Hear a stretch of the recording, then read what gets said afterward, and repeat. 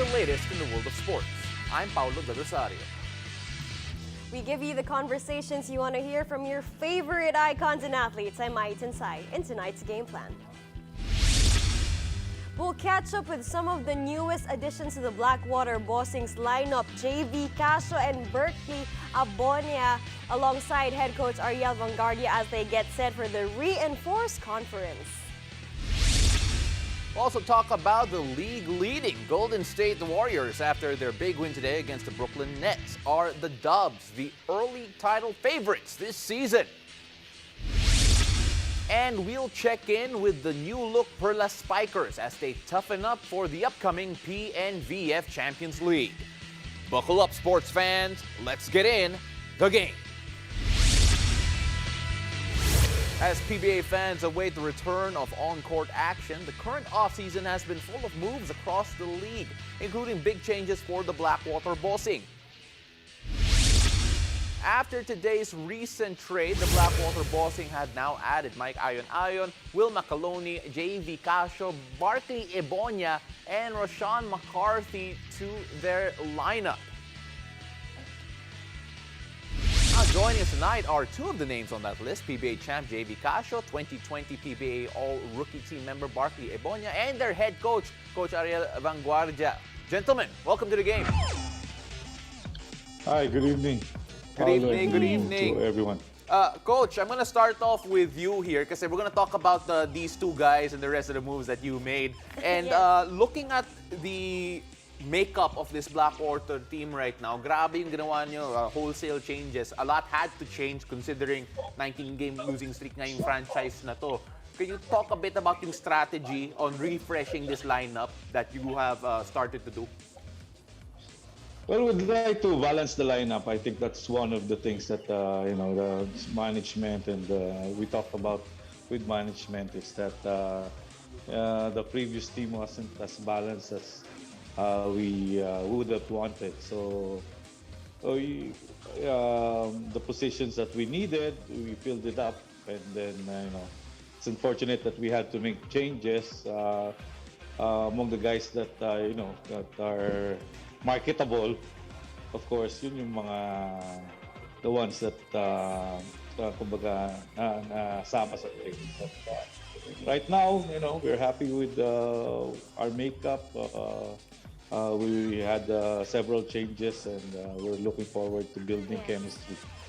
Yes, big changes talaga no galing kay Coach. Punta naman tayo kay JVee. JVee, isang dekada sa Alaska and it's the end of an era. Kamusta yung adjustments mo? Ano yung mindset mo sa bagong challenge na to? Hello, good evening, and thank you. I'm happy to be here. It's a new challenge and a new opportunity for me playing here in Blackwater. And I've been with Coach Ariel before, pero sabihin natin medyo matagal na. Pero I'm happy na siya rin yung coach and basta mabigyan na ako ng opportunity to prove myself and to try to help the team to syempre from the coming off from last conference. Absolutely. Barkley, ikaw naman, just so Coach Ariel knows, Coach Ariel, sabi daw ni Barkley kanina that you've been nice to him, you've been good to him, and we're gonna talk a bit more about that now. Kasi Barkley, syempre, going into a new system, going into a new culture, a new team, anong palagay mo yung magiging impact mo dito sa Blackwater, knowing that they are trying to change things for the better dito sa conference na to? Una sa lahat, ibigin ko sa inyo na siguro yung impact na madadala ko sa Blackwater is yung depensa, hustle, and yung mga 50-50 ball. So, yun, yung kailangan na parati bigay ako, call out ko parati. Yun yung best effort ko every time na maglalaro ako sa loob ng court. Ayun, Coach, narinig mo yan? Si Barkley is gonna go for all the 50-50 balls. And he said it here, kailangan talaga. Oo. And Well, he's been doing it naman, so in practice. So nakikita ko naman na ganun. Alright. And yes, Coach, alam nyo, kaabang-abang din yung pagkuha nyo kay Jalen Bond. We all know that he's a Temple U player and he has a lot of experience abroad. Ano sa tingin nyo, paano siya mag-fit in sa sistema nyo? we badly needed a big man talaga, an inside presence. So that's his main role will be. So maganda nga we got Barkley here and si Will Macaloni to complement Jalen's game. And then yung mga holdovers namin while Kelly's recovering from surgery. So talaga we needed a big man talaga to man the paint. So yeah, maganda naman nakakuha namin itong dalawang batang to at yun nga, first day pa lang ni Will at saka nagbakbakan agad yung dalawa sa practice. So I'm happy naman na nakuha nila yung competition kasi as I've said to the team that spots are open right now. I think we have 19 players with contracts, with live contracts. So and only 16 will be on the roster plus the import. So it's really spots are open. Right now I still don't know who I'm gonna start between JVee or Basel or Barkley or Will or Rashawn or Paul Desiderio or even Mark Ion now and even Ed Takiwag. So Yeah. it's really really a competition and I've been I've been happy with the way they've been competing in practice. So doon ma-develop namin yung character. Well, Coach, you mentioned the competition, you mentioned the character. Actually, that brings my question now to JVee.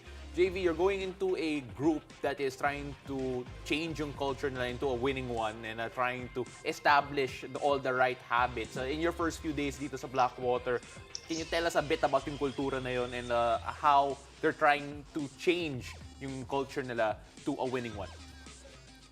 Yes, and trying to change is start some little things, and I think yun yung starting coach Ariel is strict on little things. Siyempre sa pagiging late pa lang or even on our uniforms.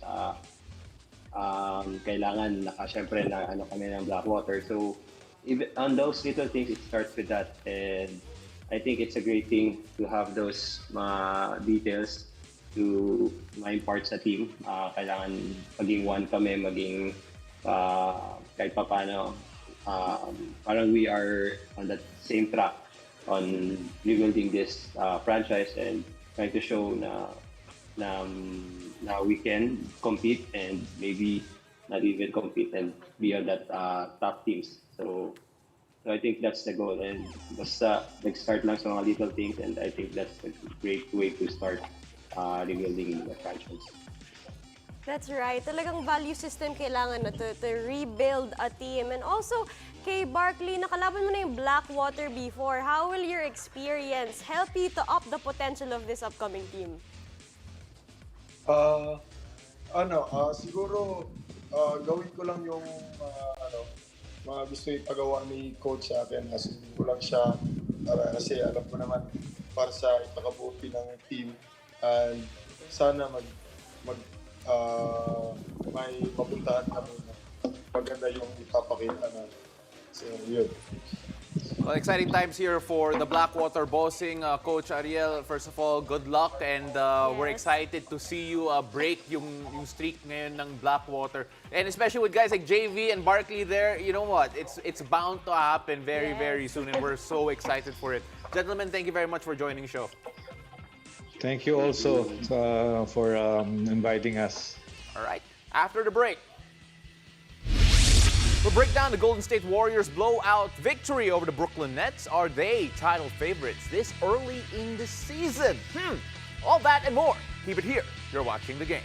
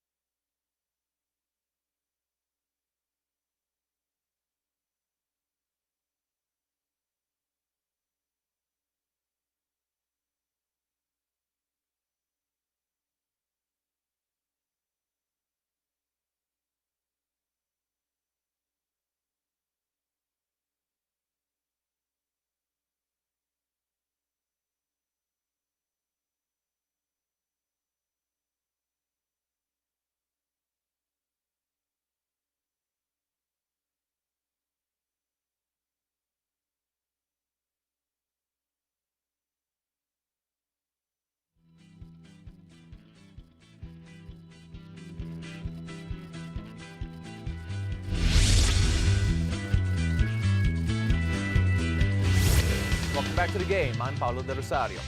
It's another day in the office for the league-leading Golden State Warriors after a dominant win over Kevin Durant and the Brooklyn Nets. Warriors shellackled them 117-99. Steph Curry, nearly a 40-piece with 37 points, 7 rebounds, and 5 assists. Andrew Wiggins, 19 points to his name, backing him up. On the other end, James Harden getting the numbers with 24 points and Kevin Durant with 19, but still a heavy-handed loss for the Brooklyn Nets. Now with the Warriors sitting on top of the league with a 12-2 record. Wow. Are they on a regular hot streak, or are we seeing the return of the Dubs to title contention? Well, joining us tonight to answer that and more is the return of our resident scholar ng bayan, scholar ng the game rather. Wow, I read that wrong. NBA.com Philippines All-Star writer, Diego Dario. Jegs, how are you doing? And welcome to Outside the Bubble. Hi, Pao. Hi, Ai. Thanks for having me. Pao, resident scholar ng bayan, you're the resident Green Archer. So okay lang. Yeah, I mean, like, there are two of us here technically on the show that are Green Archers, but I'll take that title with all my heart. So moving on to this game first. Obviously, it was a big win for the Dubs. Very one-sided. Just look at the score, and it basically tells the entire story. Your thoughts on their big win against what is presuming, a lot of people are presuming, is one of the favorites of the East? Well, you're correct, Pao. That was a big win by the Warriors. That was against the Nets, a very talented Nets team. But in that first half, it was really a shootout between the top 2 scorers in the NBA. Talking about Kevin Durant and Steph Curry. But in true Warriors fashion, they started the third quarter with an 8-0 run. And from there, they really never looked back. Defensively, they also did a great job against KD, who shot only 6 out of 19 from the field. So it's really both their offense and defense that has been working for them, and also the fact that a lot of guys have been stepping up as well. Steph Curry will do Steph Curry things, like his stats showed earlier, 37 points, 9 threes, but it's also the other guys in Jordan Poole, Gary Payton Jr., Wiggins, and all the other guys stepping up for their wins. Diego, sabi ni Durant na talagang the Dubs are playing at an elite level. Aside from nangunguna sila sa depensa and third best sa offense, what do you think works for them? Well, Ian, Pa, who am I to disagree with KD, probably the best basketball player in the world right now? I agree with him. We all know how Stephen Curry and the Warriors play basketball, very fast-paced. They push the pace, small ball, and they shoot a lot of threes. And like what you said, Ai, earlier, they're number 1 in defense, number 1 in points, 3 points made and assists, and tied at number 1 for rebounds. So they're doing a lot of things right inside the basketball court. But for me, it has really been their defense that's working for them. The way they play offense is also the same way they play defense, in the sense that they play defense together and help each other. And that is why they have the number 1 defensive rating in the league. Also number 1 in net rating, which is Yes. offense and defense put together. Pero, Jegs, this is not even the complete team yet. In fact, si Klay Thompson, who we're all expecting and hoping that will return to all-star level, is not yet playing. We see him in uniform, pero buti na lang hindi pa siya naglalaro, kasi it would be, how scary would the Warriors be right now if he was back into shape. But then how good can this Warriors team be once Wiseman and Klay Thompson come back into the fold?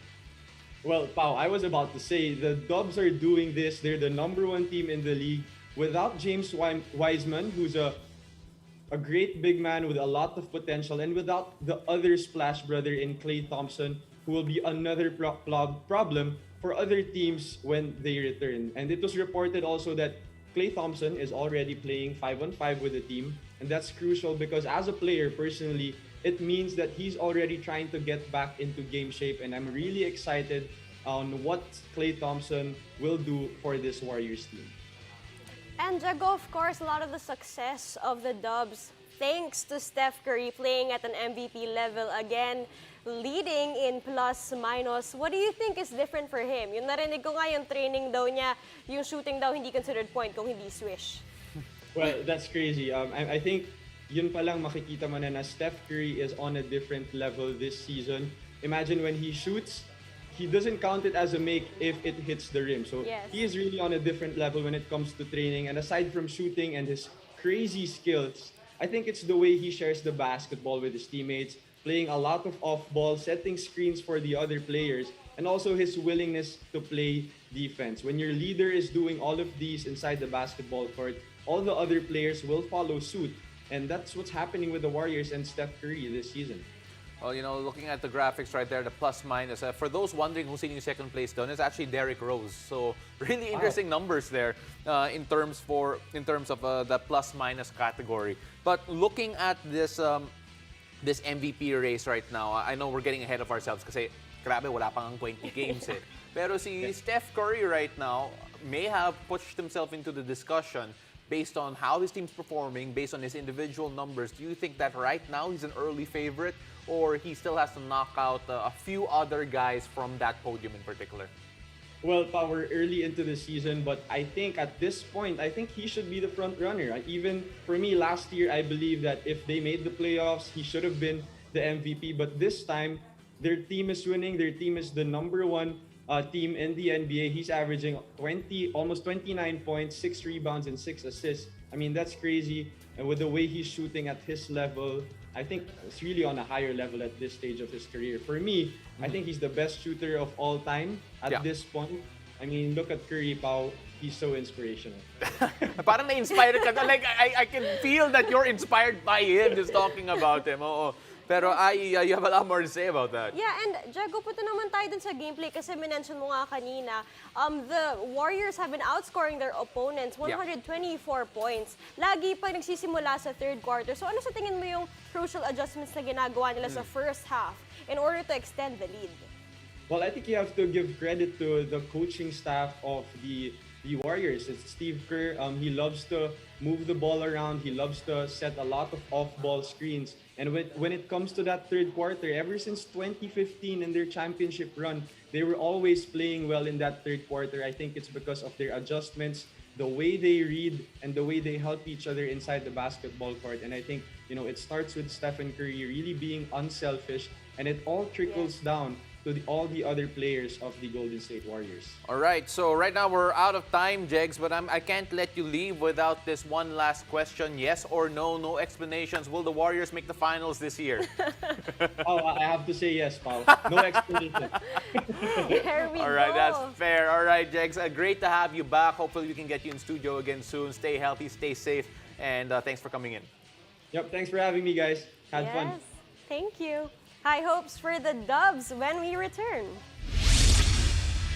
We'll check in with Roma Doromal and Jules Samonte as the new look Perlas Spikers prepare for the PNVF Champions League. Stay tuned, you're watching the game.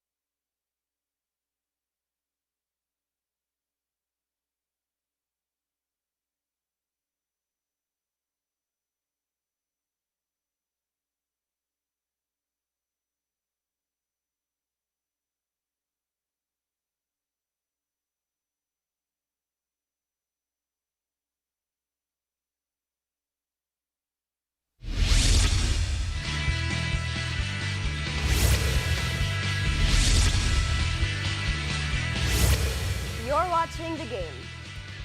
The Tuguegarao Perlas Spikers are back for the PNVF Champions League, and this time they're bringing in the young guns. Tonight, two of the most exciting Pearls join us. We have Roma Doromal and newcomer Jules Samonte. Baby Pearls, ladies, welcome to the game. Hi, thank you. Thank you for having us. Hello, ayan, mag-start tayo with Jules. Welcome to the Perlas family. Talaga namang from you up, rumekta ka sa beach volley, tapos ngayon you're playing again in the court. How does that feel all in all? It's been such an experience. Siyempre, di ba 2 years ba naman akong nasa bahay lang, walang ginagawa. And I mean, just work out at my own pace. Pero now that I'm playing again, parang it feels so unreal kasi sobrang tagal na nga. And I've been itching to play ever since you up stopped. So, And Jules, yung fans sobrang excited and curious sila. Ano yung role na gagampanan mo for the Perlas this league? For this league, I'm gonna be a middle blocker. Yes. Same as my position last U up, in my last U up. Exciting. Interesting to see that, and we can't wait to see you on the floor. Pero punta naman tayo dito kay Roma. You know, this team, this Perlas team has had a lot of turnover in terms of yung personnel. In fact, you have, if I'm not mistaken, 5 new players on the team right now. And how does the team come together knowing that, okay, medyo fluid yung movement ng mga players Yes. going in and out of the team, pero how does this team gel in a short amount of time pre-competition? Sa amin po, parang may 2 weeks lang kami nag-prepare during, para this upcoming PNVF. Siguro, nag-compose kami kasi magkakalapit yung age group namin. Kasi dati, parang generation by generation. Siguro, doon kami nag-gel sa age din. So nagsasama-sama kayo dahil sa age and Oo, you may can relate to bonding. the same things. Oo, siguro talking about the same shows, talking about the things that you Tama. all experience together makes a big difference, ay. Kasi from what I heard before, Perlas was like a family. Feeling ko ngayon yung Perlas parang isang barkada, no? Pwede rin, oo. And punta tayo kay Jules. Meron kayong new member na talagang inaabangan ng maraming tao. We have Wendy Semana. How does it feel to have a veteran setter along with you guys? It's such an honor to be playing with her because you know, she's a really great setter. And wala, parang isa pong talagang karangalan to be playing with Ate Wendy. Yes. Well, you know, we talked a bit about ages already, Jules, and I want to ask you here is that do you feel that right now, ito yung medyo, this is going to be a relatively stable future para sa Perlas considering that, okay, everyone is of the same age and you can grow together as a team? Yeah, actually, even if like others are much older than I am, kasi I think I'm I'm not the youngest, but one of the youngest na rin. I think now everyone's just gelling together. I don't know how, but everyone's just so nice. Everyone's like, it's not really like barkada, it's like family. To just to correct what you said kanina. So I guess everyone's just so easy to approach. Everyone's approachable, so it makes it easier to gel together. And aside from the gelling, Roma, alam namin na napaka-open ng Perlas sa journey nila no PVL. You guys had a lot of ups and downs, pero you guys withstood it all. So ano yung plano nyo for PNVF to bounce back as a new team? Siguro, yun nga, maraming bago sa amin. Siguro, halos kasi sa mga bago, parang matagal din na nakapaglaro. Kasi kami, yung natira is nakapaglaro namin sa PBL.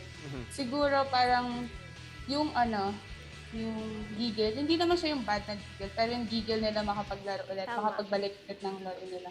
And kami din, sa nangyari sa amin last PBL, parang isa yun sa inspiration yun, nung journey namin din. Yun po.